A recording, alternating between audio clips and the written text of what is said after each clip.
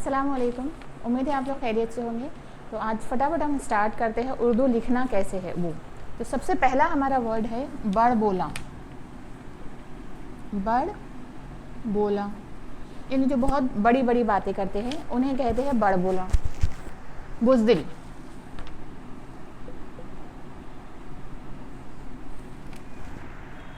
बज़्म, बज़्म का माना होता है महफिल के, कोई भी महफिल हो सकती है। बसा औकात, बसा औकात, बसा औकात यानी कि कभी कभी, या जो चीज़ कभी कभी होती है तो बसा औकात ऐसे हो जाता है, ऐसे कहते हैं हम। बिसात,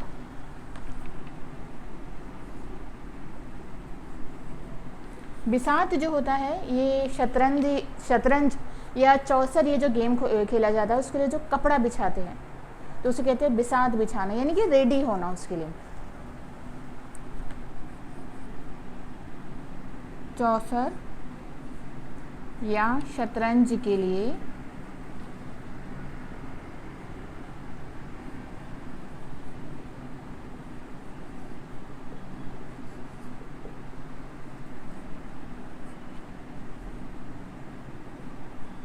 कपड़ा बिछाना। और बसर औकात,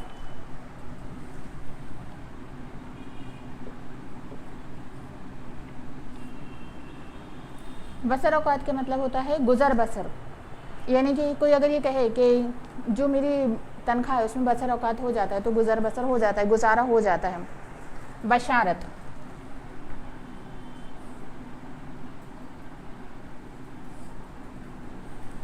बशारत खुशखबरी को कहते हैं।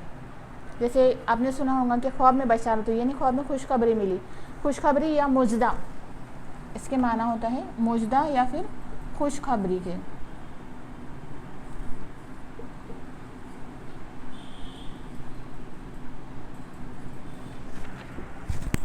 नेक्स्ट है बसारत।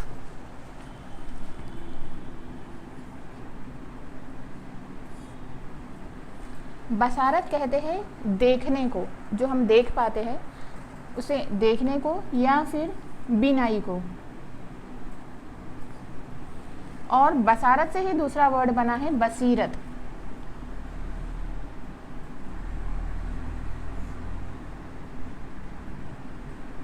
बसीरत के माना होता है दिल से देखने को।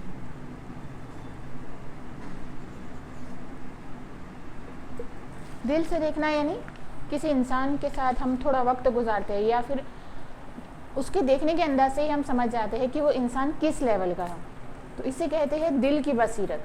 तो ये बसीरत हर किसी को नहीं मिलती। जैसे अगर कोई किसी को पहचान सकता है थोड़ी देर में या एक मुलाकात में तो उसे बसीरत उसमें बसीरत है, ये कह सकते हैं हम। नेक्स्ट है बका। बका कहते हैं जिंदा रहने को।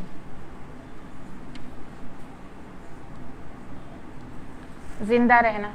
और बकाए बाहम,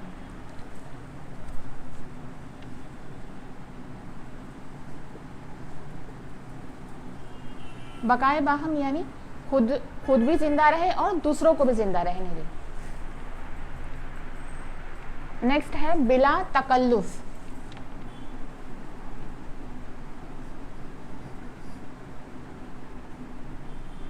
बिला तकल्लुफ यानी कि बगैर कोई रोक टोक के। जैसे हम किसी को कंफर्टेबल करने के लिए कह सकते हैं कि आप बिला तकल्लुफ अपनी बात कहिए, या बिला तकल्लुफ आप खाइए। बिला तवक्कुफ,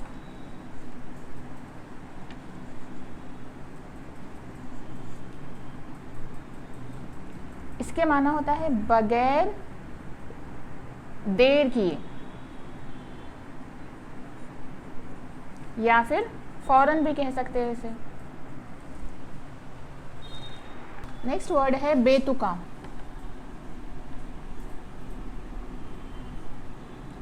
बेतुका का मतलब होता है कि जिसमें कोई सेंस ना हो, सेंसलेस जो बात होती है उसे बेतुका या बेतुकी भी कह सकते हैं। बेजोड़, कि जो बिल्कुल भी किसी के साथ मैच नहीं कर रहा हो तो उसे बेजोड़ बोलेंगे। बेहिजाब, हिजाब पर्दे को कहते हैं, बेहिजाब यानी कि बेपर्दा। बेतहाशा,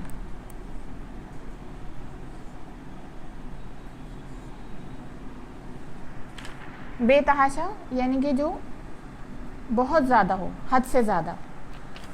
बेतहाशा लाड़ प्यारी भी कहा जाता है। बेताब, बेचैन को कहते हैं, बेचैन, बेताब। नेक्स्ट बेरब्त,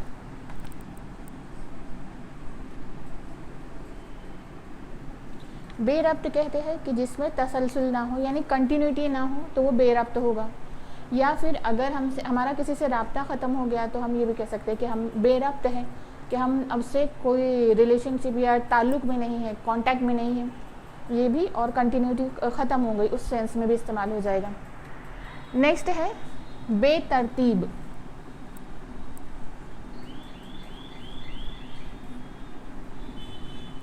बेतरतीब कहते हैं जो चीज़ ऑर्गेनाइज ना हो, तो हम कहते हैं बिखरा हुआ जो हो, कितना मैस किया हुआ है, तो वो वाला बेतरतीब होगा।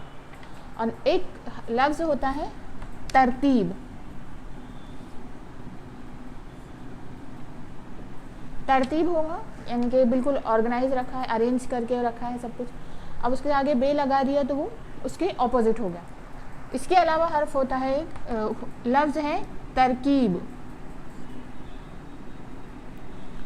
तरकीब हम किसी चीज़ के करने के तरीक़ों को कह सकते हैं, या कोई अगर खाने की बात करें तो रेसिपी को भी कहते हैं। कोई रेसिपी भी हो गई, कोई नुस्खा भी हो गया, या कोई काम करने का जो पर्टिकुलर सही तरीका होगा उसे तरकीब कह सकते हैं। बेतरकीब यानी जिसकी कोई तरकीब ना हो वो। फिर बेरुखी,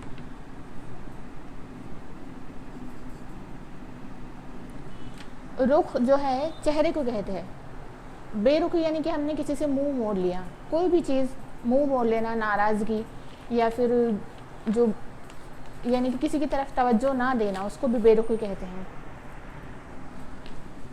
बेरेश,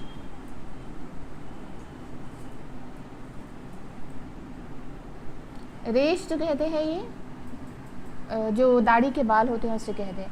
अब बेरेश अगर कोई है यानी कि उसकी दाढ़ी नहीं है तो बेरेश, या सफ़ेद रेश भी कहा जाता है। जो बुज़ुर्ग होते हैं जिनके दाढ़ी के बाल बिल्कुल सफ़ेद होंगे, सफ़ेद रेश भी कहते हैं। बेसुतून,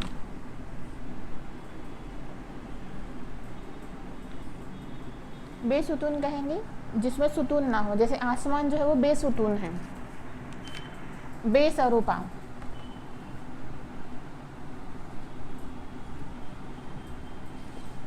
बगैर सर पैर का, यानी कि हम कहते हैं कि किसी की बातें अगर बिल्कुल ही समझ ना आती हो तो हम उसे कह सकते हैं कि इनकी बेसरोपा बातें हैं, या इनकी शिकायत जो है वो बेसरोपा है, क्योंकि जिसकी कोई हकीकत ही नहीं है, जिसका कोई हकीकत से लेना देना नहीं है, ऐसा हुआ ही नहीं या हो नहीं सकता, ऐसी बातें ये करते हैं, तो बेसरोपा बातें हो गई। बेसूद, सूद जो इंटरेस्ट को भी कहते हैं, और बेसूद होगा कि कोई मतलब ही नहीं है, यानी कि हमारा ये काम करने का कोई मतलब नहीं है, कोई उससे फ़ायदा हासिल ही नहीं होने वाला है। ला हासिल जो है यानी जिससे कोई फ़ायदा हासिल नहीं होगा उसे हम बेसूद कह सकते हैं। बैत कहते हैं घर को, बैत के माना होता है घर। और अगर बैतुल मुक़द्दस या बैतुल मक़दस, बैतुल मुक़द्दस अगर कहा जाए तो ये मस्जिद अक्सा को कहते हैं, बैतुल मक़दस। तो मस्जिद अक्सा जो है इस पर हमेशा खड़ा ज़बर आता है, मस्जिद अक्सा। फिर बैतुल अतीक,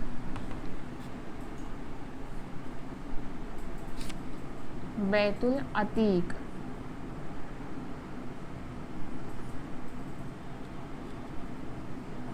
अतीक के माना आपको पता है, पुराना के या आज़ाद के ऐसे आते हैं। और बैतुल अतीक यानी कि जो पुराना घर है, तो सबसे पुराना घर जो है वो खाना काबा है, तो उसे बैतुल अतीक भी कहा जाता है।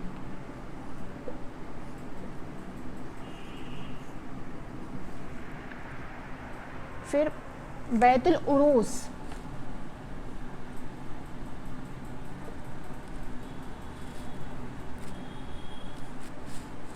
जो दुल्हन का कमरा हो उसे बैतुल उरूस कहा जाता है।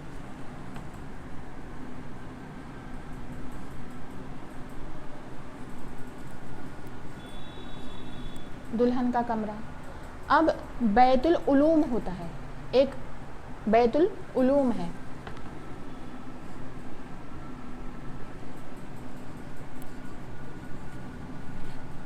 बैतुल उलूम कहते हैं कॉलेज,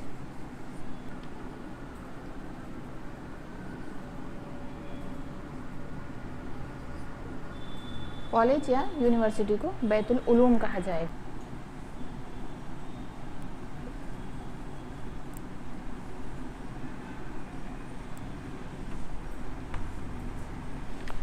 ये है बैतुल अनकबूत। मकड़ी का जाला जो होता है, मकड़ी का जो घर होता है उसे कहते हैं बैतुल अनकबूत।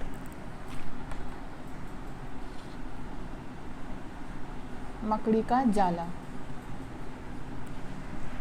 नेक्स्ट है बैतुल्लाह।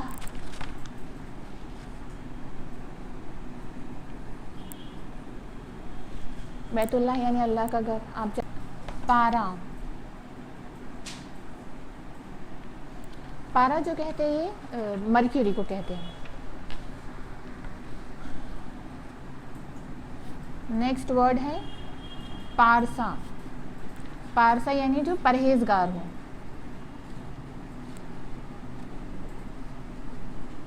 परहेजगार मुत्तकी को कहते हैं।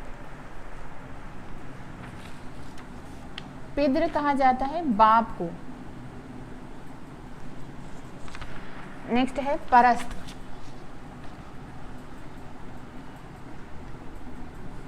परस्त यानी कि पूजा करने वाला, जो जैसे बुत परस्त कहा जाता है, बुत की पूजा करना, और परस्तार करने वाला।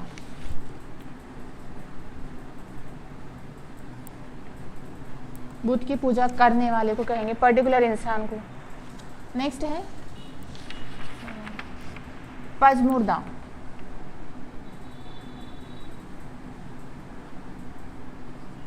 पजमुर्दा के माना होते हैं शर्मिंदा होना, पशेमान होना, यानी पजमुर्दा होना। जो किसी चीज़ से मायूस हो जाता है, अफसुर्दा हो जाता है, उसे भी पजमुर्दा कहते हैं। पस्त कद।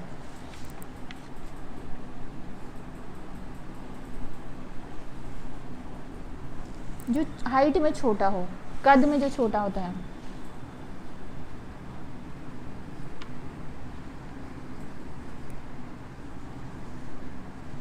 कद में छोटा होना।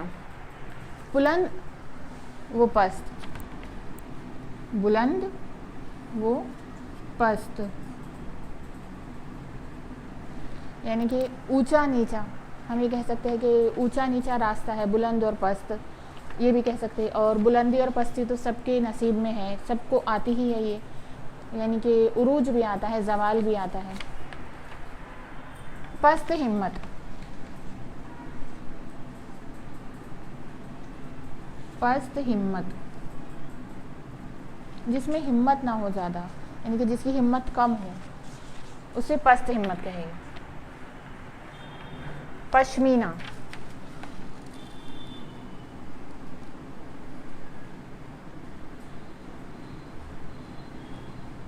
पश्मीना कहते हैं जो एक किस्म का कपड़ा होता है, जो ठंडे इलाके में बनाया जाता है। दरअसल वो शॉल होती है जो बकरी के बालों से बनती है, उसे पश्मीना कपड़ा कहते हैं। मतलब उसके कपड़े भी बनते हैं और शॉल के तौर पर ये ज़्यादा इस्तेमाल किया जाता है। तो इसे कहते हैं बालों का पारचा। इसका माना होता है बालों का पारचा। और पारचा जो दरअसल होता है, ये पारचे का मतलब होता है कपड़ा। बहुत सारे माना होते हैं उसके, लेकिन यहाँ पर जो हम इसके लिए लेंगे खास तौर से, तो वो कपड़े के माना में लेंगे।